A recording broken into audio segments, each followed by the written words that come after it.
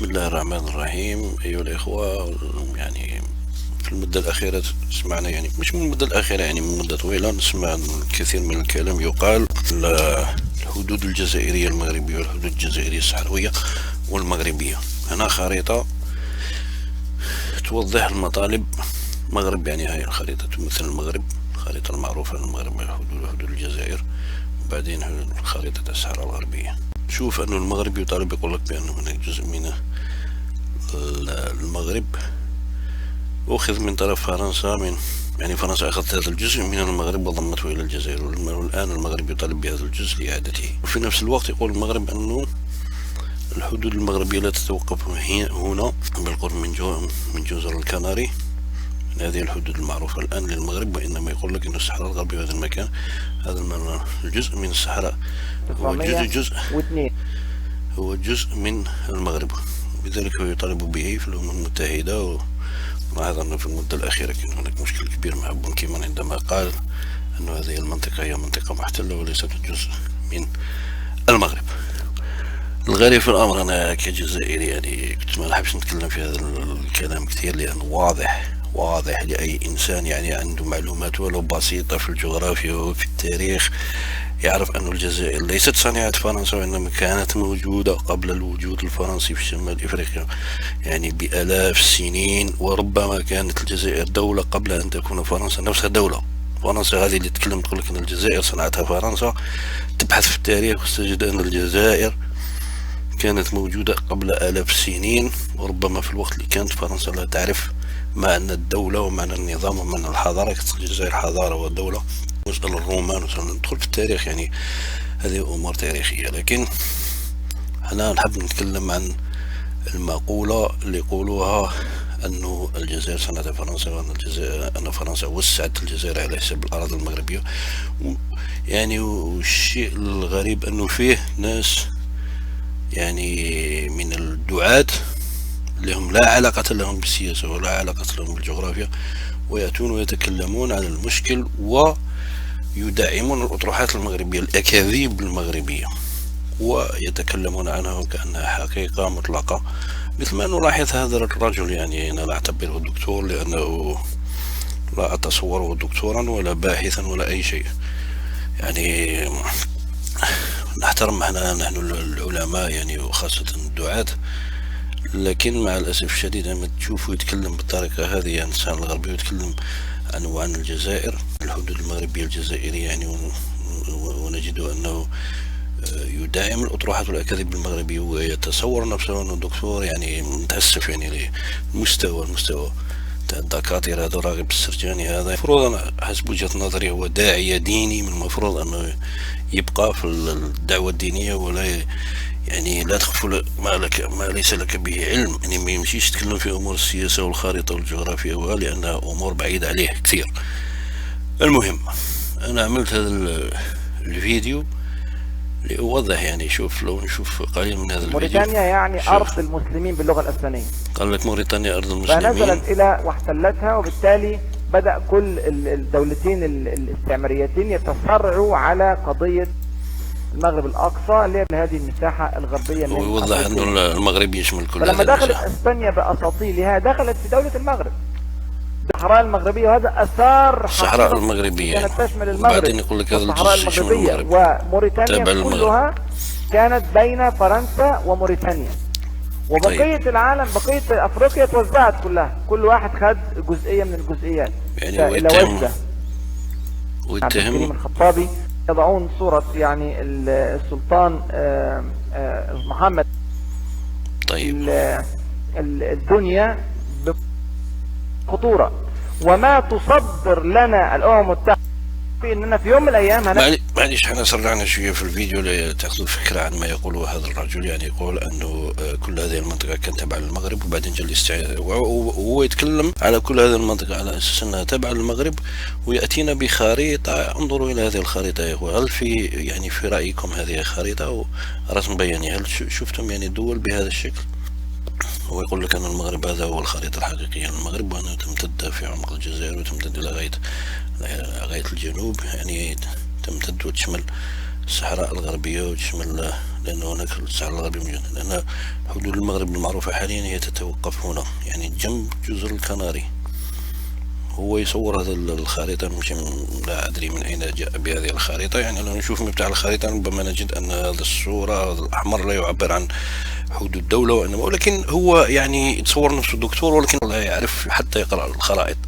يعني شايف هنا اللون البنفسجي، اللون هذا البنفسجي هنا، واللون يعني الوردي أو المائل إلى الأحمر، يعني هو واضح أنه يشير إلى شيء آخر وليس إلى حدود دولة المغرب. ورغم ذلك هو يأتي بهذه الخريطة ويعني ويدعم بها أقواله على أن هذه هي دولة المغرب الحقيقية، وأن الجزائر أخذت من المغرب، والصحراء الغربية والموريتانيا جزء من المغرب. طيب احنا نبحث يعني لنتأكد إذا كانت هذه هي المغرب الحقيقية. نذهب يعني بكل بساطة، يعني بحث بسيط في الخرائط، يعني Old Antique Map. هذه نشوفها يعني خريطة قديمة لسنة تعود إلى سنة 1606. يعني نشوف السنة التي أنجزت فيها هذه الخريطة، ومن طرف يعني جغرافيين ليست لهم علاقة لا بالسياسة ولا بأي شيء، هم جغرافيين كان الغرض من وراء إنجازهم لهذه الخريطة هو توضيح الدول وحدود بناء على المعطيات والمعلومات التي كانت موجودة في ذلك الوقت. ليس لهم أي علاقة لا بالحملات الاستعمارية حتى نقول أن ممكن هؤلاء الناس الذين وضعوا هذه الخريطة ربما كان أهدافهم استعمارية وتقسيم للدول ولا شيء. شايف All Map of Africa به on the use date of the first edition 1606، يعني سنة 1606 ظهرت هذه الخريطة، يعني قبل ما جاء الفرنسيين، لأن الفرنسيين جاءوا إلى شمال إفريقيا بسنة 1800. وحتى هذا الدكتور عندما يتكلم عن التاريخ سنة 1800، يعني يبتدي التاريخ من سنة 1800 وقبل ما جاءوا الفرنسيين، وكأن قبل 1800 قبل ما جاء الفرنسيين لم يكن هناك شيء، وإنما كله صنعته الفرنسيين كله يعني وبعدين تشوف أنه دكتور، يعني مع الأسف الشديد. يعني نأخذك يا سيدة الدكتور ونقول لك أنه شمال إفريقيا مع الأسف الشديد كانت موجودة قبل 1800 ولها تاريخ عظيم قبل 1800 وقبل ما جاء الفرنسيين. والدليل على ذلك هناك هذه الخريطة أنجزت سنة 1606، يعني 200 سنة أو أكثر قبل ما جاء الفرنسيين. لما نكبر الخريطة هذه ونشوف يعني هذا الدكتور، يعني اللي يعتبر نفسه دكتور، يقول لك أنه نلاحظ هنا في هذه الخريطة قال لك أن المغرب كانت تمتد إلى غاية الصحراء الغربية، وأن هذه المناطق انتزعت منها من طرف الاستعمار في سنة 1800. نمشي لسنة 1600. هذه الخريطة توضح لنا شمال إفريقيا، هذه هي الجزائر. شوفوا هنا ألجيرس عاصمة الجزائر. بعد نمشي نحو الحدود الغربية للجزائر، يعني من المغرب وضموها إلى الجزائر في سنة 1800. أين هي الأجزاء التي تابعة للمغرب؟ وهي كانت أين هي الأجزاء؟ نلاحظ أن الحدود المغربية يمكن تكبير هذه الخريطة أكثر، لا يمكن يمكن تكبير هذه الخريطة أكثر. ذكروا معي أن هذه الخريطة سنة 1600 توضح الجزائر بكل كبارها وعظمتها، يعني الشعب هنا البربري، يعني بربري في ذلك الوقت 1600. ونلاحظ أن العاصمة ألجيرس هي هنا. بعد ما ندخلش في التفاصيل هنا، لأنه لو كانت الجزائر عندها عقلية البشر الذين يسكنون هنا لادعت أن كل تونس وليبيا كلها تابعة للجزائر. شايفين أنها كلها دولة واحدة. بعدين نشاهد المغرب هنا، هاي الحدود المغربية.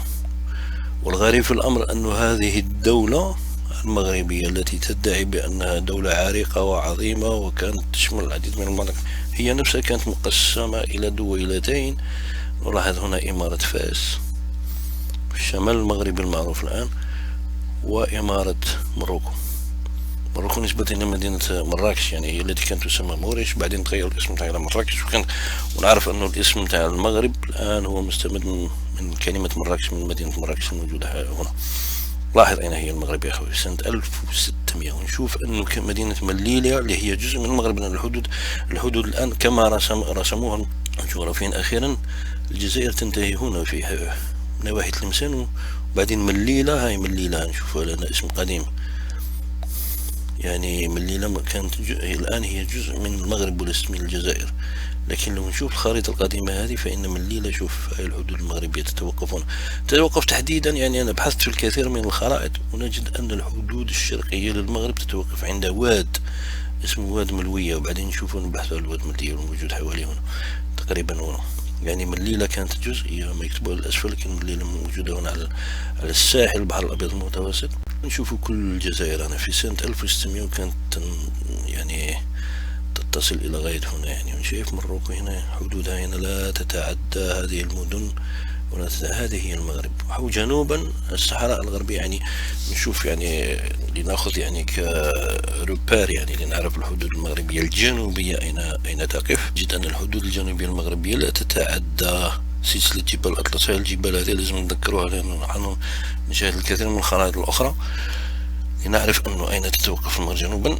وهناك يعني روبير يعني إشارة أخرى يعني كنأخذ كنقطة يعني للفهم أن الحدود المغربية تتوافق تماما مع الجزر الكنارية. هذه جزر الكناري هنا هي الحدود المغربية الجنوبية، والصحراء الغربية موجودة هنا. كانت تسمى في ذلك الوقت يعني احنا ما نتكلمش على اشياء اخرى، نتكلم على المغرب. هذا المغرب اللي يقول بانه عندي اراضي كانت موجودة، ان المغرب كانت اكبر من هذا، وان هناك اجزاء من المغرب تم ضمها الى ما يسمى الجزائر. انا نشوف ان الجزائر بربرية والجيريس كانت موجودة. الجيرس هنا نشوفها في سنة 1600 يعني قبل ما جاء الفرنسيين اللي يقولوا أن الجزائر كانت غير موجودة وأن الفرنسيين صنعوا الجزائر. والفرنسيين الجزائر كانت موجودة 1606، وكانت قبل 1606 موجودة الجزائر لأنه ما كانش هناك خرائط. لو كان هناك خرائط نشوفها، ولكن هذا بعد ظهور الجغرافيا يعني في بداية الجغرافيا يعني الخرائط أصبح الناس يرسموا خرائط نشوفوا. وهذا الناس اللي رسموا الخرائط يعني مشوا في هذا المنطقة وجمعوا معلومات، وبالتالي وضعوا هذه الخرائط يعني اعتمادا على المعلومات الموجودة على الواقع، وشافوا أن هذه الإمارة هي إمارة فاس، ولذلك صوروا بإمارة فاس في المغرب أنها جزئين منفصلين. ومروكو الاسم القديم للمغرب، المغرب كلمة عربية ولكن الاسم الحقيقي للمغرب هو مروكو. طيب نشوف الحدود الجنوبية. النزاع بين المغاربة اللي يقول لك أن الصحراء الغربية اللي موجودة هنا تقريبا وموريتانيا اللي موجودة يقول لك كلهم كانوا جزء من المغرب. بالله عليكم يعني في 1606 هذه خريطة توضح الحدود المغربية. والمغرب كانت يعني هذه الدولة اللي تدعي أنها دولة يعني مش عارف كانت كل الدول الأخرى تابعة لها يعني وتابعة لسلطانها، والدول الأخرى غير موجودة وصنعتها الإسبان وصنعها يعني الفرنسيين، وهي دولة عريقة وموجودة من القدم. نلاحظ يا إخوة أن هذه الدولة كانت عبارة عن دويلتين صغيرتين ضعيفتين، هي إمارة فاس كما نلاحظ هنا وإمارة مروكو، ولا تتعدى حدودها الشرقية منطقة مليلة. يعني شايف مليلة هنا كان جزء من الجزائر لأن أصبحت جزء من المغرب، لكن الحدود هي دائما في حدود نواحي مليلة. يعني مليلة قريبة جدا من الحدود الجزائرية اليوم. بعدين نشوف دخول الجزائر كله داخل أراضي اللي هي الآن مغربية من الجزائر تقريبا حدودها أصبحت بهذا الشكل الآن. كل هذا المنطقة اللي كانت تابعة أصلا الجزائر أصبحت بطريقة أخرى يعني نوعا ما تابع، جزء منها تابع إلى المغرب. يعني الجزائر هي الآن لو نعتمد هذه الخارطة اللي ظهرت في 1600 فإن الجزائر هي اللي تطالب بأراضي في المغرب وليس العكس. نلاحظ الخارطة هنا واضحة وضوح الشمس، وأنجزت في سنة 1600 من طرف جغرافيين يعني بحثوا. بعدين نشوف هنا لما نمشي للجزء الأسفل من الصحراء نجد بلاد الجريد. يعني تم الجغرافيين سموا كل هذه المنطقة اللي تشمل الصحراء الغربية وتشمل موريتانيا وتشمل الصحراء الجزائرية وتشمل حتى الصحراء الليبية بلاد الجريد. يعني كانت هذه البلاد تسمى بلاد الجريد. ومن التسمية العربية نلاحظ أن كان سكان هذه المنطقة سكان عرب لأن هذه بلاد الجريد نوميديا. شايف هذه الكلمة يعني مهمة جدا، نوميديا يعني كل هذه الصحراء كانت تابعة للنوميديين، بلاد الجريد أو نوميديا وليم نوميديا. ونوميديا هي كلمات تطلق على السكان الأصليين للجزائر هم النوميديون. لذلك في هذه الصحراء وجدوا فيها النوميديين فسميت في ذلك الوقت باسم النوميديا. يعني حتى الصحراء بما فيها الصحراء الغربية وموريتانيا كان سكانها نوميديون، والنوميديون هم الجزائريين. لذلك هناك الجغرافيا لم تتوسع كثيرا في هذه الصحراء ليضعوا الحدود لهذه الصحراء هي موضوع اليوم. ولكن لما نجد أن سكانها هم النوميديون معنى ذلك النوميديون هم الجزائريون، يعني يعني يعني كشيء يعني منطقي وكشيء عادي أن هذه المنطقة تعود إلى الجزائر اليوم، لأن سكانها منذ قدم العصور جزائريون. بعدين شوفون ليبيا يعني. المهم ما يهمنا في الموضوع هنا هو المغرب. انظروا يا إخوة إلى هذه الخريطة، وهي توضح هذه الخريطة في سنة 1606 يعني، أؤكد في سنة 1800. ليست فرنسا، يعني فرنسا لم تكن شيئا في هذا الوقت، يعني ربما كانت يأكلهم الجوع في ذلك الوقت ولا يعرفون من أمن. كانت هنا دولة اسمها المغرب، وهذه هي حدودها مثل ما وضعها الجغرافيون. وكانت هناك دولة اسمها الجزائر، الجزائر في العاصمة الجزائر، وهذه حدودها كما وضعها الجغرافيون. يعني أين هي الأراضي التي يطالبها المغرب في الجزائر، وأين هي الصحراء الغربية التي كانت جزء من المغرب منتزعها منه الاستعمار مثل ما يقولون. طيب هذه الخريطة الأولى. نمشي إلى خريطة ثانية، ربما هذه الخريطة خاطئة. نكبر هذه الخريطة ونشوف يعني. هو شمال إفريقيا. مش ممكن تكبر الخريطة أكثر من هذا. طيب كبرت الخريطة. نشوف بربريا، لأن كان هنا بربريا كان بريد. ونشوف هنا الجنوب دائما. نشوف هنا اسمه بلاد الجريد. ونشوف الجزائر. الجزائر موجودة يعني، مش في نفس التاريخ تاع الخريطة أونتيك خريطة يعني. شوف 1668 هذه الخريطة، في 1600 نفس الشيء، القرن 17 يعني، في 1600 خريطة هذه نفس الشيء. هناك حدود، هناك شيء اسمه الجزائر يعني. ولك الجزائر لم تكن موجودة أنه فرنسية لسنة الجزائر يعني 1600 يعني. فرنسا جاءت في سنة 1800 سنة قبل ما تأتي فرنسا الجزائر، كانت الجزائر موجودة وتشمل كل هذه المساحة. نشوف أنه بربريا يعني نسبة إلى السكان لأنهم يتكلمون البربرية، ولكن الحدود هنا مرسومة يعني. شايف والمغرب دائما مقسمة إلى منطقتين. هذه الدولة اللي تقول نحن دولة يعني حضارة وعراقة ومش عارف هي، كانت في وقت من الأوقات لمئات السنين يعني عبارة عن دويلتين صغيرتين لا أثر لهما ولا شيء. ماروكو يعني ماروك، شايف ماروك، هذه ماروك الجزء الجنوبي من المغرب الحالي، والجزء الشمالي كان يسمى بإمارة فاس يعني. شايف فاس. الجزائر كل الدولة باقية كل دائما وأبدا نفس الدولة. ونشوف الحدود يعني ما بين الجزائر والمغرب. شايف الجزائر داخل يعني، هناك السلسلة الجبلية يعني هي الفاصل. لو نبحث في الغرب عن السلسلة الجبلية ممتدة إلى غاية الجزائر يعني. هذه هي الحدود الجغرافية التي كانت تعتبر كحدود سياسية للدولة المغرب. شايف أن المغرب حدود الجنوبية لا يتعدى، إذا يعني إذا اعتبرنا هاتين الدولتين يعني هاتين دويلتين، من المفروض أنهم دويلتين وهذه الحدود دولة المغرب دولة فاس، لكن إذا اعتبرنا هذه الدولة أصبحت دولة موحدة مثل ما نشاهده اليوم، نجد أن حدودها الجنوبية لا تتعدى سلسلة الجبال الأطلس الموجودة هنا، رغم أنه يعني الخريطة غير مرسومة بالدقة الكافية، أن الخريطة قديمة نلاحظ أنها مبعثرة نوعا ما، ولكنها سلسلة متسلسلة مستمرة على امتداد واحد، وتصل إلى سلسلة هنا في الجزائر. هذه السلسلة ممتدة من الجزائر لغاية المغرب على فكرة لو نشاهد يعني الخرائط. لكن ما يهمنا هو الروبار يعني، مثل ما يقولوا بالفرنسي يعني النقطة التي نعتمد عليها في قراءة الخريطة. يعني نجد أن الحدود الجنوبية للمغرب لا تتعدى هذه السلسلة ولا تتعدى، هي موجودة جانبا إلى جنب مع يعني جزر الكناري. هنا تنتهي المغرب جنوبا. الصحراء الغربية كانت تسمى بلاد الجريد نوميديا، يعني كان تابعة الشعب تاعها شعب نوميدي، والشعب النوميدي هو الجزائر. لأنهم يعني الجغرافيين سموا كل هذه المنطقة بلاد الجريد نوميديا. من أين جاءوا بهذا؟ لأنهم مشوا إلى هذه المناطق وسألوا السكان وعرفوا أن هؤلاء السكان هم نوميديون، ولذلك رسموا الخريطة وكتبوا نوميديا. ولكن أي إنسان يبحث في التاريخ ويشوف من هم النوميديون الذين كانوا يستوطنون كل هذه المناطق. وبعدين نأتي إلى المنطقة اللي أصبحت فيما بعد تسمى بموريتانيا.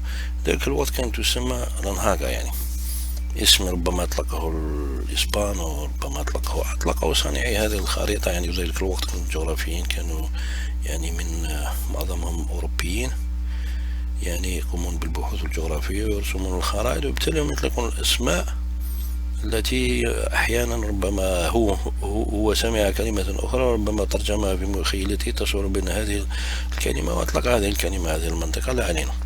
ندخل في التفاصيل، ولكن كل ما يهمنا الآن هذه هي خريطة المغرب في سنة 1662، وها هي الجزائر موجودة بعظمتها وشموخها وتاريخها يعني ونتكلم. لكن نشوف أن المغرب حدوده لا تتعدى، يعني لو نشوف المدن نجد أن المغرب لم يكن يتعدى هذه السلسلة الجبلية، سلسلة جبل الأطلس وواد ملوية. يعني لو اعتمد شايف مليلة، يعني لما نشوف مليلة هذه المنطقة الساحلية المحتلة الآن من طرف الإسبان، مليلة الآن هي جزء من المغرب في الخرائط الحالية. لكن لو نلاحظ أن هذه الخريطة كانت مليلة جزء من الجزائر، يعني حدود الجزائر اليوم هي هنا، يعني كل هذه المنطقة تظهر هنا بأنها لم تكن، وإنما حدود المغرب لا تتعدى هذا الواد هذا هو اسمه واد ملوية، وبعدين لا تتعدى الجبال، سلسلة الجبال هذه هي المغرب. يعني الجزائر بإمكانها هي التي تطالب بأراضي هذه غاية ما بعد مليلة. يعني شوف مليلة هذه المدينة اللي ما زالت تحافظ على نفس الاسم منذ ذلك وسبتها، يعني ستة، شايف ستة هنا، وهي مليلة. هذون المدينتين المحتلتين من طرف الإسبان. اليوم نلاحظ أن هاتان المدينتان واحدة منهما كانت تابعة إلى الجزائر وليس إلى المغرب، لذلك هي حدود المغرب هنا عندنا. لذا المفروض أن الجزائر تطالب بأراضيها لأنها أخذت منها، والتاريخ يثبت ذلك. الخريطة أمامنا يا مرسومة ومحددة بشكل واضح وضوح الشمس. شوف أنه فاس، يعني التسمية لا تتعدى المكان. خريطة فاس إمارة، هناك إمارة ماروك. هذه خريطة ثانية يعني تفضح الأكاذيب، يعني التي يطلقها المخزن المغربي، والتي يحاول بعض الدعاة الذين يعتبرون أنفسهم دكاترة ليس لهم أي علم بالتاريخ ولا بالجغرافيا ولا شيء، ويتحدثون عن أشياء ليست لها أي سند تاريخي أو معنى، إنما هي أكاذيب. هم يروجون لبعض الأكاذيب، ولا مع الأسف الشديد يعني دعاة ورغم ذلك فهم يروجون الأكاذيب. يعني تبقى محتار، يعني لو جت من إنسان بسيط وتكلم هذا الكلام. هاي خريطة أخرى من ميرد أتلانتا، برباريا، ألجيريا، تونس. هنا نشوف تونس. بعدين هاي خريطة المغرب واضحة ووضوح الشمس. نجد دائما وأبدا أن المغرب مقسوم إلى قسمين، إمارة فاس وإمارة ماروشي، يعني كانت تسمى ماروشي. احنا قلنا أنه اسم مروك جاء من مدينة مراكش الموجودة في هذه النواحي تقريبا، وكانت تسمى مروشي، وبعد المرزم تغيرت إلى مراكش وأصبحت المدينة تسمى مراكش، وكل البلد الذي تنتمي إلى هذه المدينة أصبح يسمى مروك. ونشوف أن الحدود هي دائما نفسها، يعني تنتقل من هذا الواد وتمشي عبرها تقريبا في المكان الذي يوجد فيه السلسلة الجبلية لغاية أن تنتهي جنوبا عند السلسلة الجبلية. هذه يعني الربار، يعني النقطة التي اعتبرناها يعني كدليل لنتأكد من الحدود أين هي، لأن الخرائط تختلف، لأنه لم تكن بنفس الدقة التي هي. ولكن لما نأخذ هذه الجزر كمعيار ومقياس نجد أن الحدود المغرب وهذه سلاسل الجبل من حدود المغرب الجنوبية لا تتعداها، وهي دائما جنبا إلى جنب مع جزر الكناري. شايف كناريا، هذه حدود المغرب لا تتعدى. هذه الخريطة قديمة حوالي سنة 1635 ظهرت هذه الخريطة، يعني date of the first edition 1630. هذه خريطة قديمة قبل 1800 وقبل مجيء الفرنسي وقبل الفرنسي وقبل شيء. كانت هناك الجزائر موجودة، ألجيرس، هاي حدود الجزائر. بعدين نجد الحدود التونسية كما هي معروفة الآن. يهمنا هو المشكل هنا في الحدود المغربية، هذه الدولة التي كانت دويلتين صغيرتين والآن أصبحت تدعي بأن كل هذه الدول تابعة لها. يعني من أين أتيتم بهذا؟ يعني هؤلاء يعني الناس الذين رسموا هذه الخريطة، يعني نتساءل. وبعدين هاي الملاحظة النوميديا، نشوف أن كل الصحراء الجنوبية الصحراء ما فيها الصحراء الغربية لا تسمى الصحراء بلاد الجريد. بعدين نوميديا هي يعني أنا نطلب من أي إنسان يشوف كلمة نوميديا يبحث عن نوميديا والنوميديين من هم. إذا وجد أنه الميديا مش الجزائريين مثل ما نقول له، يعني يجي يتكلم معي عبر هذا الفيديو، يعني إذا كان النوميديين هم الجزائريون يعني داعي التكرار، وبالتالي فإن هذه المنطقة حتى ولو كانت ترسم في الخرائط على أنها ليست جزء من الجزائر لأن سكانها هم الجزائريون يعني النوميديين. ما يهمنا الآن هو المغرب. يعني شوف الخريطة المغرب في 1600 يا إخوة، 1635 هذه المغرب. يعني أين هي الأراضي التي تابعة للمغرب وأخذت؟ المغرب يقول لك أن هذا الجزء كان تابع للمغرب تاريخيا، وبعدين فرنسا أخذت التوسع. بالعكس، نشوف أن الجزائر كانت أوسع مما هي عليه اليوم تاريخيا، ونحافظ على الحدود التاريخية بين الجزائر والمغرب. يعني الجزائر تتوسع وتتبع لتشمل مدينة مليلة هنا، والحدود تصبح تقريبا الحدود بين الجزائر والمغرب هي واد يسمى بواد ملوية. نبحث على الواد هذا بعدين نشوف أنا واد ملوية يوجد فين. وبعدين الحدود الجنوبية لا تتعدى سلسلة الجبل. هناك نجد أن سلسلة الجبل تنزل بهذا الشكل تدخل إلى المغرب، وبالتالي فإن الحدود بين الجزر المغربية تلك السلاسل الجبلية لا تتعدى المغرب، لم تكن تتعدى سلاسل الأطلس، سلاسل جبال الأطلس، ولا تتعدى واد ملوية. وبالتالي فإن الجزائر من المفروض أنها تطالب بأرض في المغرب وليس العكس. لأن المغرب يقول لك أنا كانت عندي أراضي هنا، وبعدين بعضهم يقول لك أنا كانت خريطة المغرب تصل إلى هنا. يعني هؤلاء الجغرافيين الذين وضعوا هذه الخريطة، يعني لما وضعنا كان عندهم خلاف مع المغاربة، لذلك صغروا مدينة المغرب دويلة المغرب. ربما كان عندهم اتفاق مسبق مع الفرنسيين أنهم كانوا يعرفوا في سنة 1800 الخريطة ظهرت في 1600، وما كانوا ربما كان عندهم اتفاق مسبق مع الفرنسيين أنه في سنة 1800 تحتلوا هذه المنطقة، لذلك نحن يعني سنجعل هذه المنطقة كبيرة في الخريطة ونجعل المنطقة أصغر. فما تحتلوا أكبر منطقة فيها. يعني احنا نتكلم على الكلام الفارغ اللي يطلقه المغاربة، ويقول لك الفرنسيين صنعوا الجزائر، والفرنسيين هم صنعوا الحدود. الفرنسيين جاءوا في سنة 1830، وهذه الخريطة رسمت في سنة 1600، والحدود موجودة. والغريب في الأمر أن حدود الجزائر كانت داخلة في الأراضي المغربية كما نعرفها اليوم. يعني الجزائر هي التي تطالب يعني بأراضي في المغرب وليس العكس.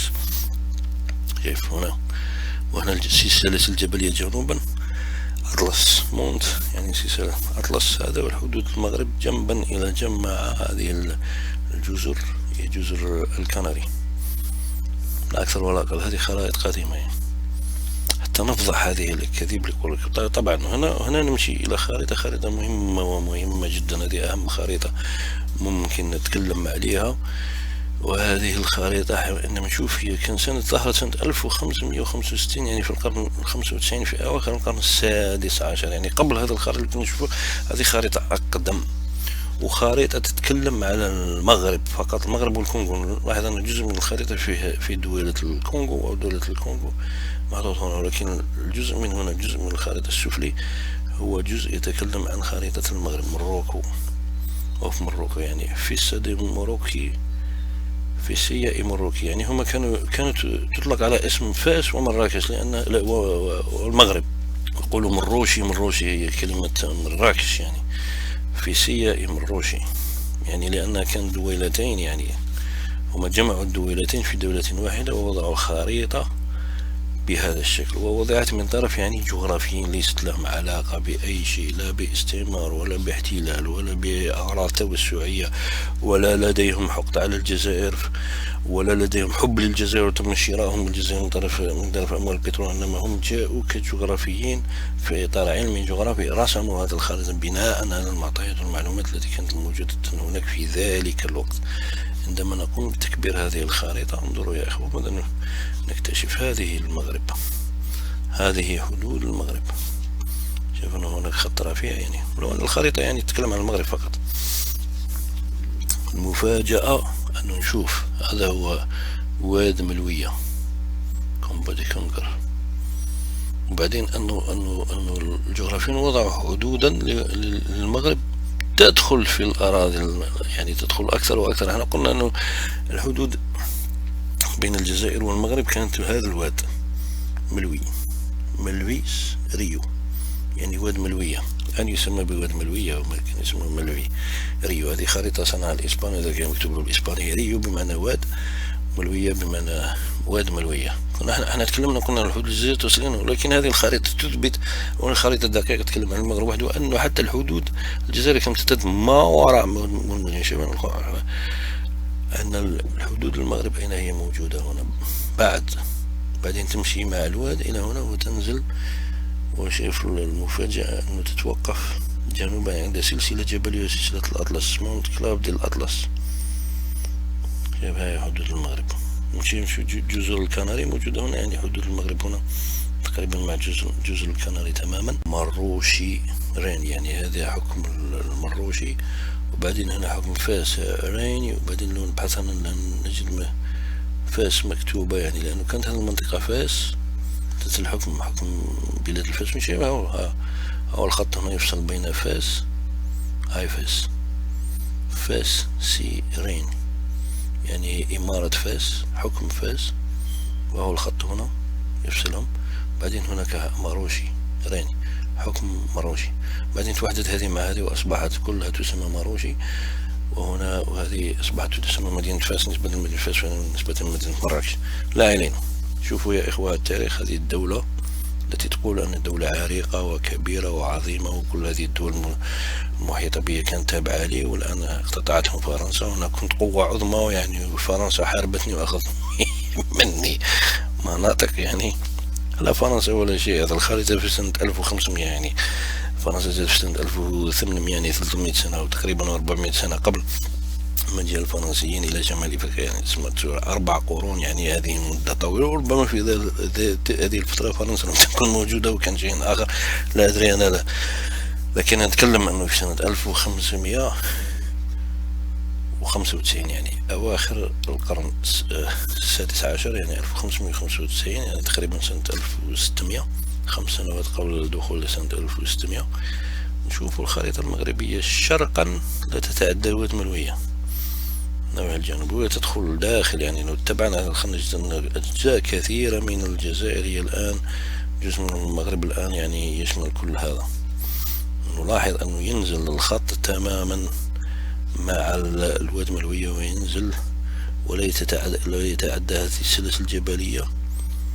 شوفوا الخط جنوبا يتوقف عند الجبال، مثل ما الخريطة موجودة الآن. خريطة المغرب تقف هنا عند هذه الجبال تماما، جنبا إلى جنب مع هذه الجزر، وهي جزر الكناري. بعدين نبحث عليها في الخريطة الحالية. هذه خريطة يا إخوان نذكركم هي سنة 1595، يعني 5 سنوات قبل الدخول سنة 1600، القرن السابع عشر، القرن السادس عشر.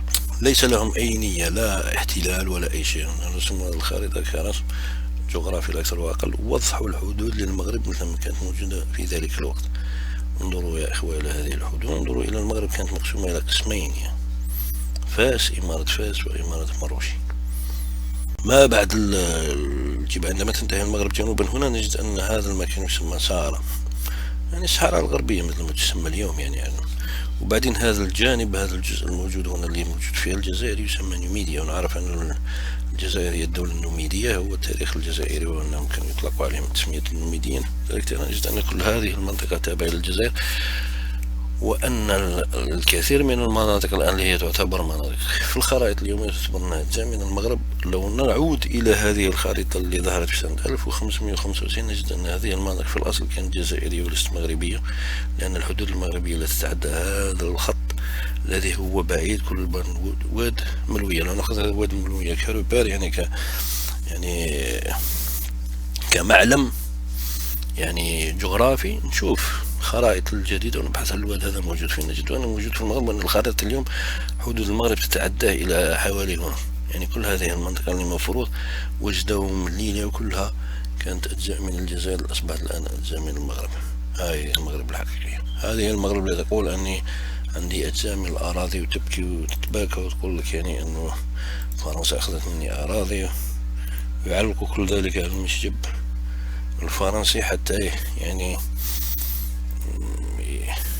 يحصلوا على تعاطف الناس، يقول لك والله فرنسا حقرتهم وأخذت منهم أراضي أعطتها الجزائر. طيب نمشي إلى هذه الخارطة أخرى.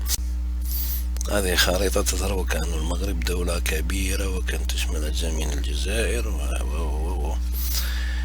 وبعدين تظهر الجزائر أنها دولة يعني كثير من الأراضي يعني تابعة للمغرب حسب ما تظهر هذه الخريطة. يعني احنا نتكلم كلام علمي. يعني الخرائط اللي الكثير من المغاربة يجيبوها ويعتمدوا عليها ويقول لك انظروا الله المغرب كانت دولة كبيرة وكانت تشمل كل هذه المناطق. يعني لو قارنا يعني لو مشينا بطريقة بسيطة فكرنا تفكير بسيط مثل بعض البشر حتى أنا نقول كلام آخر، يعني أنا أقول كلام يعني تفكير غبي. هذه الخريطة في سنة 1720 ظهرت. طيب نقول أنا نتعامل مع الخريطة بطريقة علمية ونشوف يعني أول وهلة نقارن بين الخرائط الموجودة اليوم ونشوف هذا الخريطة الأول نتصور أنه هذه المغرب كانت يعني تشمل أجزاء من المغرب، يعني أجزاء من الجزائر. شايف تظهر وكأنها كبيرة، وبعدين نشوف أنه وكأن المغرب يمتد جنوبا إلى أماكن بعيدة يعني ديزرت بربري. لكن لو نتفحص هذه الخريطة جيدا ماذا نجد؟ انظروا معي روايوم دو فاس يعني مملكة فاس، وبعدين نجد روايوم دو ماروكو مملكة موروكو، يعني مملكة هنا ومملكة هنا معروفين هذه المملكة شفناها بالخرائط القديمة. وبعدين نشوفوا إيطا دو روا دو ماروك تقف هنا هاي روا دو ماروك. بعدين نشوف روايوم دو تفيلات يعني وكأنه مملكة أخرى. نشوف فقيق حتى ولو أن الخريطة تظهر وكأنها تدخل، لأن الخريطة خريطة قديمة وليست بنفس الدقة الموجودة. ولا يمكن مقارنة خريطة قديمة مرسومة بالقدم في أذهاننا بالخرائط الموجودة اليوم. لو قارنا الخريطة باليوم بالأمس نتصور يعني أن هذه الحدود تدخل داخل تراب الجزائر، لأنه المقارنة صورة بصورة في أذهاننا. لكن لو نلاحظ المدن الحدودية هاي الحدود هنا، وبعدين نجد مدينة فقيق. هي مدينة فقيق اليوم هي مدينة مغربية وتقع تماما مع الحدود مع الجزائر. نفس الشيء في هذه الخريطة نشوف حتى هي تظهر أنها تدخل داخل في عمق الجزائر حتى تصل إلى عمق الجزائر، تظهر بهذا الشكل، لأن الرسم الخريطة هو رسم غير دقيق يعني معايير ومقاييس رسم. أي إنسان يعرف يعني شيء بسيط على الخرائط يعرف مقياس الرسم وإلى غير ذلك. أنا ما ندخلش في التفاصيل لأن نريد أن نوضح شيء مهم ومهم جدا، والخطأ الذي يوقع فيه يعني بعض الناس اللي ربما ليس لهم ينظر إلى خريطة مثل هذه ويقول لك والله شوف المغرب يعني ممتد في الأرض الجزائرية. لكن لو نشوف ما هي المدينة الحدودية مدينة فقيق يعني نفس المدينة الحدودية الموجودة، نفس الشيء ينطبق على هذا الجزء حتى وأنه يظهر أنه داخل. لكن تشوف المدن الحدودية المكتوبة هنا هي نفس المدن الحدودية الموجودة اليوم. وبالتالي رغم أن الخارطة تظهر وكأن المغرب تدخل وتأخذ جزء من هي تظهر شكليا، لكن في الحقيقة أن هذه الحدود تعبر الحدود الموجودة اليوم والتي كانت موجودة منذ آلاف السنين ودائما تتكرر نفسها منذ مئات السنين. وشفنا العديد من الخرائط اللي ظهرت واحدة وتلو الأخرى، وركزنا على الخرائط القديمة لأن الخرائط القديمة هي أكبر دليل على الحدود الحقيقية الموجودة بين الجزائر. وبعدين نشوف نفس الشيء أن الحدود الجنوبية للمغرب هاي السلسلة الجبلية كيف رسمت، هذه السلسلة الجبلية، ونشوف أن الحدود هي تماما جنبا إلى جنب مع هذه الجزر اللي هي جزر الكناري. يعني ليس هناك أي شيء أي خريطة تقول بأن هذه المنطقة منذ مئات السنين خلت. وبعدين نشوفوا روايم دو السودان دو سارة ديزير دو بربري، يعني نشوفوا أنه هذه البربرية كل سكان بيدي بربر يعني البرابرة من السكان الأصليين لشمال أفريقيا. لكن هذه المنطقة كلها كانت تابعة إلى البرابرة وتابعة إلى النوميديين.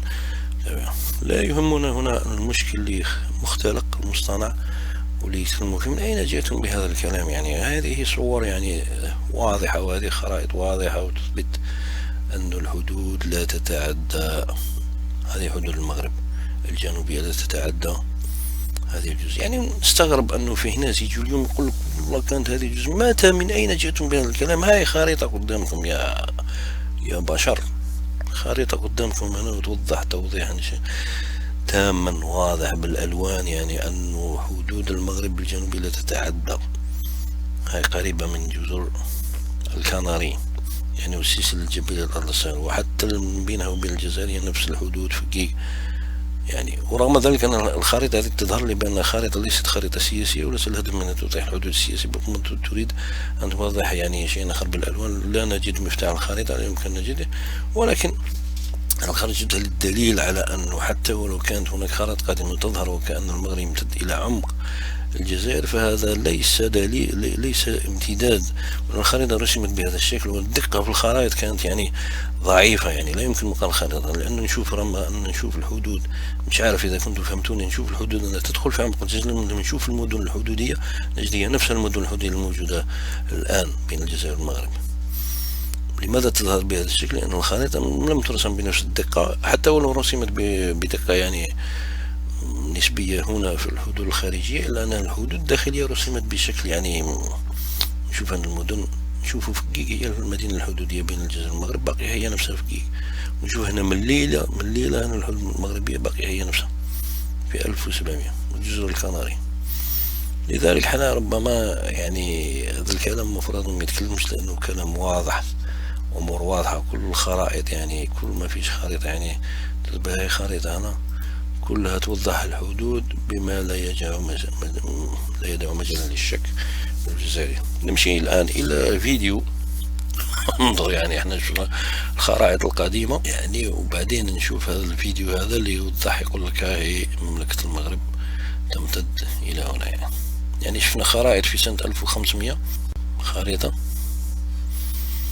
هذه خريطة سنة 1700 تظهر وكأنها هي التي اعتمد عليها في هذه الرسم، لكن هذا الإنسان اللي رسم هذا الرسم البيان، لأنه هذه ليست خريطة هنا رسم بيان. الخريطة هاي الخريطة يعني فيها خطوط طول، خطوط عرض، وفيها حدود، وفيها مقياس رسم، يعني مقياس رسم، وفيها يعني شايف هاي خريطة. لما تشوف هنا نشوف الخطوط الطول وخطوط العرض، ونشوف مقياس الرسم، ونشوف مفتاح الخريطة، شايف الإيشال هذا مقياس الرسم.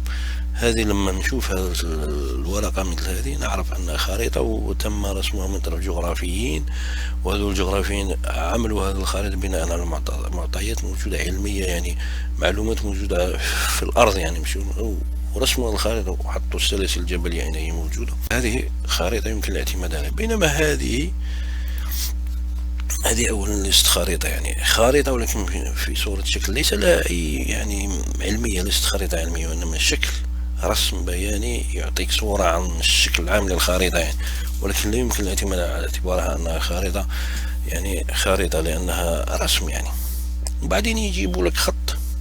أنا ممكن نعمل خط، يعني ممكن نجي نصنع خط هكذا ونقول أن الجزائر هذه يعني شايف، ممكن نعمل خط بهذا الشكل نقول هذه التاريخ، يقول يعني جي نجيبه من راسي، يعني هذا رسم يعني إنسان رسمه من راسه، ما جيبوش من خريطة تاريخية رسمت في ذلك الوقت مثل هذه، ما جابوش من خريطة تاريخية رسمت في ذلك مثل هذه خريطة تاريخية ورسمت في وقتها ورسمها من طرف جغرافيين. ليس هناك خط يعني جاء شخص وقام برسم خط هنا وقال هذه أجزاء. وبعدين هاي خريطة هنا، خريطة قديمة، هذه ماشي شخص جاء وعمل، هذه خريطة يعني رسمت في ذلك الوقت، وهذه المدن والحدود مرسومة في ذلك الوقت، وهذه خريطة يعني رسمت من طرف جغرافيين. لكن هذه ما هي هذه هذا الحمار الفرنسي اللي جاب لنا يعني خريطة، مش خريطة علمية يعني بمقياس الرسم وكل شيء، وإنما رسم بياني يمثل خريطة. أنا يعني سميها رسم بياني، هذا ليس خريطة. وبعدين قام بهذا الشكل، قال هذه المغرب يعني بكل بساطة، يعني أمشي أنا نجيب خريطة زي دي ونعمل خط بهذا الشكل، نقول كل هذه تابع الجزائر، ونألف حكاية نقول بأن الجزائر كانت هنا، ولما جت فرنسا أخذت جزء فقط من الجزائر وتركت الأجزاء الأخرى للدول الأخرى وشيء من هذا القبيل. يعني نصنع يعني انظروا إلى الحمار الفرنسي ماذا يقول. Une immense façade atlantique, l'Algérie indépendant, de récupération du Sahara occidental. شايف le maître de conférence de l'université de Lyon، يعني هذا يعني محاضر، أستاذ محاضر في جامعة يعني ليون، وهو إديتور يعني رئيس تحرير المحرر، ديريكتور إديتور يعني رئيس تحرير de la revue d'Afrique، l'Afrique réelle expert، هذه أفريقيا الحقيقية مثل ما يعرفها هو يعني يعني كل هذه الخرائط يعني ليست حقيقية. خريطة سنة 1635 يعني الجغرافيين الذين رسموها ومقياس الرسم وكل شيء يعني وعلمية ومبنية على معطيات، هذه ليست إفريقيا الحقيقية. بربري وكل هذه الخرائط التي رسمت في القديم من طرف جغرافيين يعني في ذلك الوقت بالنسبة له هاي خريطة أخرى أنه سنة 1600 هذه ليست خريطة الحقيقية، هذه ليست إفريقيا حقيقية من وجهة نظر هذا الحمار البغل البعير. يعني رواندا ونيبولورونز مش عارف أنا مشارك في مؤتمرات يعني والله عالم تستعجب. هذه هي إفريقيا الحقيقية بالنسبة لهذا البعير، هذه هي يعني نكتة والله ما تضحك ولا تبكي ولا توجن نقول أنا يعني صور ونسمعوا ما يشقول. L'Algérie allait le soutenir dans sa politique de récupération du Sahara occidental, c'est-à-dire du Sahara espagnol. Il n'en fut rien. L'Algérie fit comme si elle était d'accord avec les revendications marocaines. يعني هو يدخل في نوايا الجزائر ويقول لك كان الجزائر كانت موافقة على المطالب المغربية الساحل الغربية، لأنه هو يعرف ماذا يكون يدور في ذهن الجزائريين، يعني هو يعني يعلم الغيب يعني. طيب نشوف. Eh bien, elle organisa un mouvement de الجزائر هي اللي نظمت يعني كل شيء. نشوف هنا الخريطة هنا الحادثة أن حدود المغرب موجودة السلسلة الجبلية، ونشاهد هنا جزر الكناري موجودة هنا.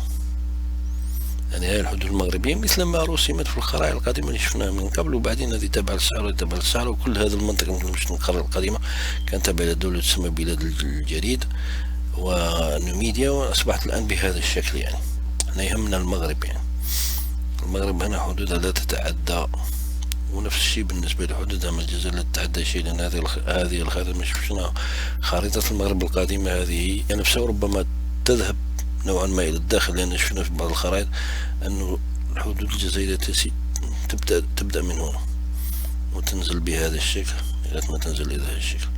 شفنا مراكش هنا وفاس هنا مقسومة إلى قسمين، يعني والله يعني تصاب بالاندهاش. يعني الدولة اللي كانت عبر العصور مقسومة إلى دولتين صغيرتين توحدت يعني بالاحتلال الفرنسي، تقول لك أن الدول الأخرى يعني تابعة لها يعني نكت.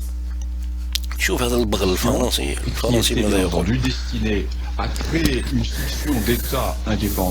قال لك أن الجزائر كان من خلال دعمها البوليساريو كانت تهدف إلى خلق دولة لم تكن موجودة في السابق، وأنما كانت جزء من المغرب. يعني هذه الخرائط هذه مش عارف جت منين، يعني ربما الجزائر صنعت هذه الخرائط وحطتها في النت على أساس أنها يعني لتكذب على الناس، تكذب على التاريخ. يعني هذه الدولة اللي كانت مش موجودة اسمها زار هاغا، يعني اسم لاتيني يطلق على هذه المنطقة، ولكن هذه النوميديا الجزء اللي كان تبع للنوميديين. وبالنسبة لهذا الحمار الفرنسي يعني ونعرف أن المغاربة يعني يعتمدون على هؤلاء الحامير نهيق هؤلاء الحامير الفرنسيين في تمرير أطروحاتهم حول الصحراء الغربية، رغم أن هذه الأطروحة ليس لها أي مرتكز أو أي دليل تاريخي. يعني نشوف التاريخ أو التاريخ قدامنا، هذه خريطة تاريخية مش أنا رسمتها ولا رسمتها الجزائر ولا رسمها أي إنسان يعني يكره المغرب. نشوف هذه الخريطة اسمها مؤرخين وتكلمنا عليها فيهم. نزيد نمشي، وبعدين هذا الحمار الفرنسي يأتيك بخريطة ليست بخريطة ويوضع لك يعني رسم. والغريب في الأمر أنه فيه ناس تصدقوا تمشي معه، يعني هذا الغريب، يعني ما عندهمش أي نوع من أنواع يعني التفكير ولا أي شيء والنقد. يقول لك من أين جاء هذه خريطة، ما أصل هذه الخريطة؟ يعني أي إنسان قادر يمشي ويرسم رسم مثل هذا. الخريطة الحقيقية هاي أصلها وتاريخها، بينما هذا رسم بياني وليست خريطة. وبعدين في خط مرسوم يعني بشكل اعتباطي، يعني طفل. الفرنسي الحمار يعني طفل يلعب، ربما ما أدري يعني بأي طريقة فكر بهذا الشكل مع حقده على الجزائر وأصبح يؤلف حكايات. أين هو مصدر هذه الخريطة؟ من تاريخها أو تاريخ. يا حمار يا فرنسي، ربما في حياتك عمرك ما شفت خريطة قديمة. أين هو الحدود التي ترسم بهذا الشكل وتشمل كل هذه المنطقة التي تجعل تابعة للمغرب؟ يعني هؤلاء الناس اللي صنعوا هذه الخريطة يعني لا يعرفون أنت تعرف العالم. كنت يعني غريب، يعني أقول لك هذا متر كونفرنسي. à travers le front officiel, puisque le Sahara n'a jamais été algérien, puisque l'Algérie n'a jamais existé. شايف ماذا يقول هنا؟ قال لك الصحراء ventre totalement قال artificiel. اسمع Le Sahara n'a jamais été algérien. يعني الصحراء لم يكن موجودا في التاريخ، n'a jamais existé. بعدين Parce que l'Algérie n'a jamais existé. حتى الجزائر لم تكن موجودة في التاريخ يعني. يا ما هذا يا حمار، هذه ما هي هذه يا أيها الحمار الفرنسي، يا ما أحمركم يا فرنسيين. أظن أن الثورة الجزائرية جعلتكم تخطرفون تقولون أي شيء يعني. هذه ما هي الجزائر التي تتصور هذه ألجيرس، ما ألجيرس هاي خريطتها في سنة 1500. يأتيك حمار يقول لك par le passé. في Et الماضي. le Maroc, lui, والمغرب هو الذي كان موجود يعني. هذه الدولة التي كانت حسب هذا الحمار الفرنسي يعني أن المغرب اللي كانت مقسومة إلى قسمين في كل الخرائط القديمة يعني، كانت جزئين منفصلين. هذه كانت موجودة وكانت يعني دولة عظمى. هاي مع المغرب يتكلم عن يقول لك في التاريخ كان يعني فاس كان عبارة عن إمارة فاس وإمارة ماروكو. شوف بربرية ألجير، ألجي شايف ألجي هنا موجودة، هاي الجزائر يتكلم عن يقول لك هذه كانت ما كانتش موجودة في التاريخ، وهذه اللي كانت موجودة يعني. المغرب اللي كانت مقسومة إلى قسمين كانت موجودة يعني، اللي كانت دولة موحدة، وكل الجنوب الصحراء يعني الموجود الآن يتابع عليه لأنه بلاد الجريد يعني. شوف نوميديين هذه غير موجودة بالنسبة لهذا الحمار يعني. خليك c'est un pays qui, avec le Sahara occidental, dispose d'une immense façade atlantique.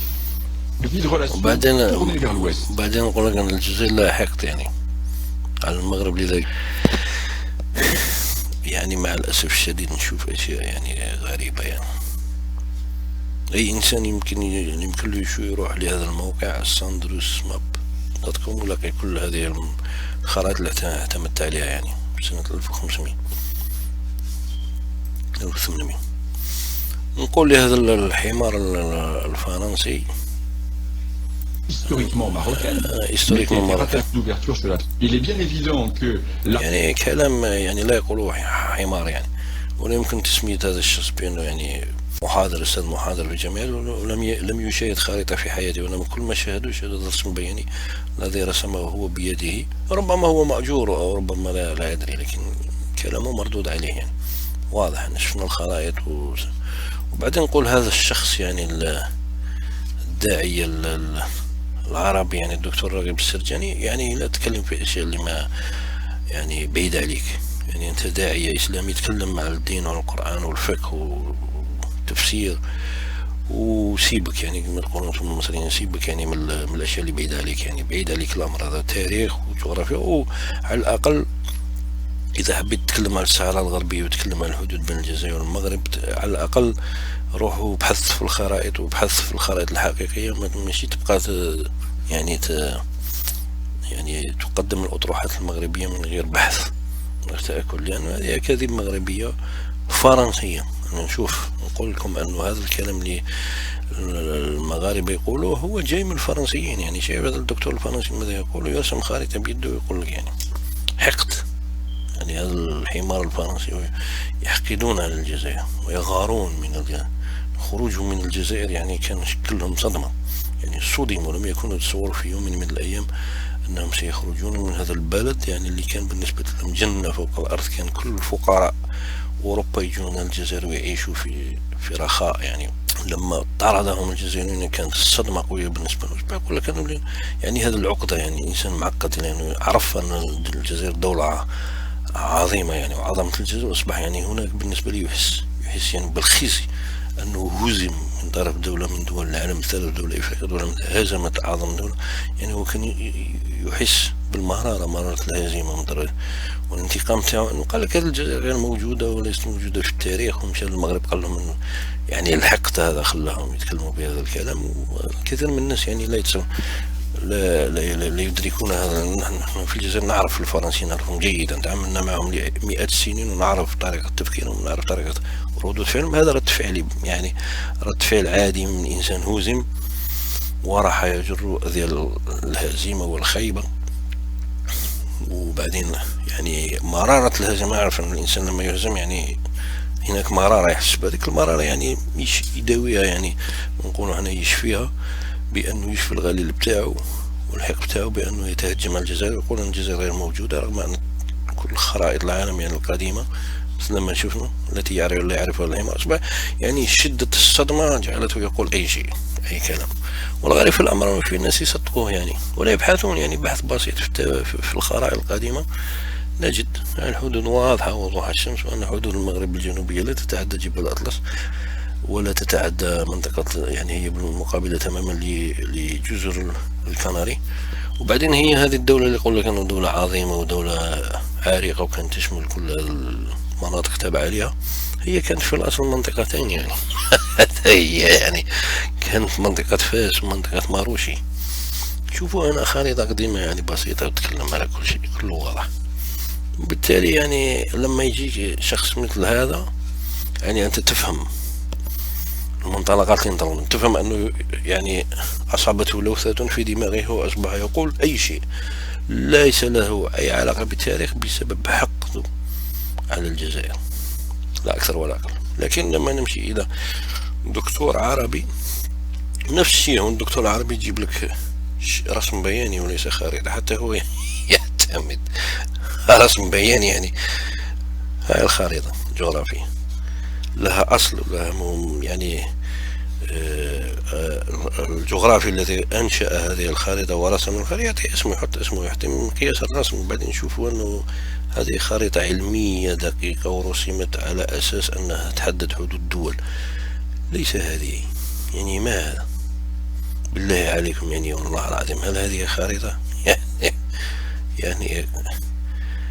يعني اللي رسمها هو عارف ورسمها ليحدد يعني تحديد فقط وليس حدود الدول، ولا ليس الهدف منه أنه يوضح حدود، وإنما عمل هذا اللون ربما للانتشار، ممكن يكون انتشار يعني قبيلة معينة أو أماكن رعي، أو لأنه في أنواع من الخرائط يعني هذه خريطة ليست سياسية، ومن رسمها هو عارف أنه لو ممكن نقرأ في الخريطة نجد شيء أن هذا اللون يمثل شيء معين لا أكثر ولا أقل، ولكن لا يمثل دولة أو حدود دولة.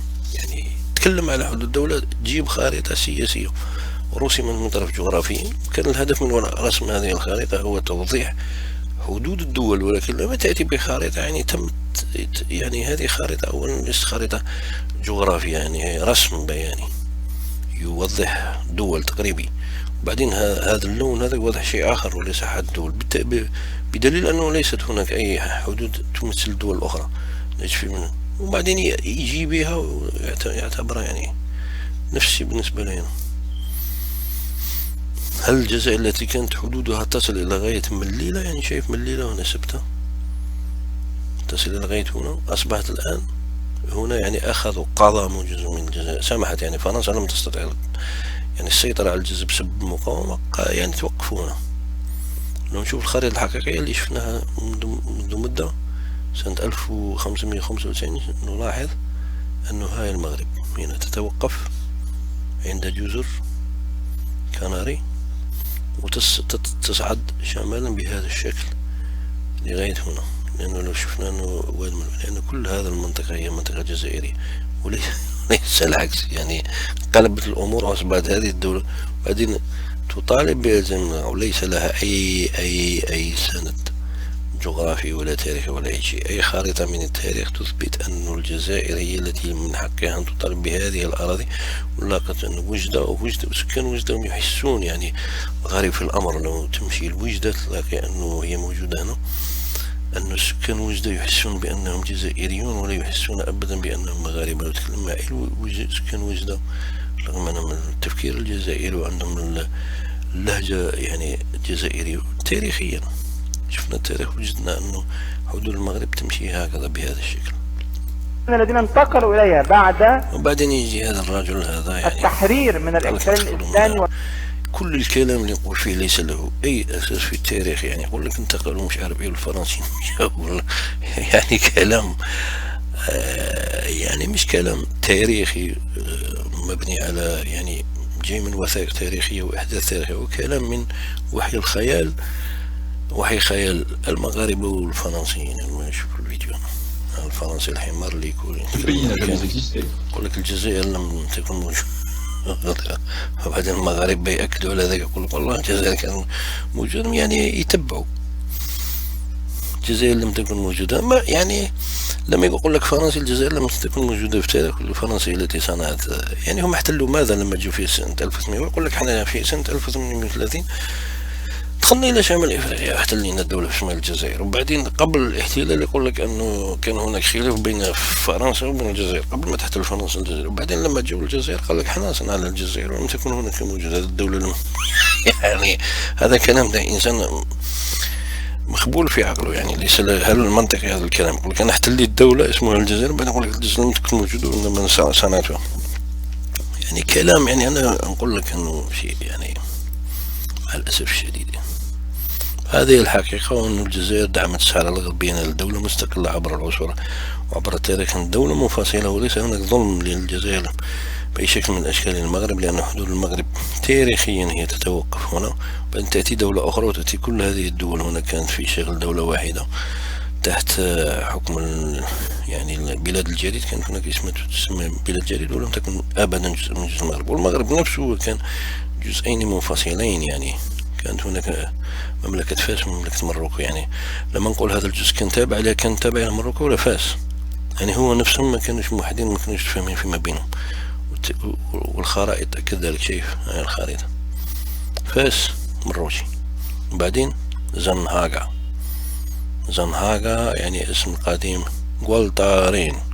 رغم غولتارين هو قلة التزمور، لأن المنطقة تسمى قلة التزمور فولي هودا. لا ندخل في الأسامي القديمة، ولكن نشوف هاي الحدود المغربية، جبال أطلس وجزر كناريا. وبعدين نشوف أن الحدود المغربية هنا موجودة، يعني داخلة، يعني قريبة من فاس، كله تابع للجزائر، وتنزل إلى غاية الأطلس، جبال الأطلس تتوقف هنا وبعدين تأتي الجزائر. لذلك نقول أي إنسان يأتي ويقول هذا الكلام أنه هناك أراضي مغربية تم يعني اقتصت من طرف الفرنسيين من المغاربة وضمت إلى الأرض الجزائرية، يقول يا أخي ابحث في التاريخ وتكلم قبل أن تتكلم يعني أشياء، يعني لا تخف ما ليس لك به علم، تكلم. هذا هو السلام عليكم ورحمة الله تعالى وبركاته.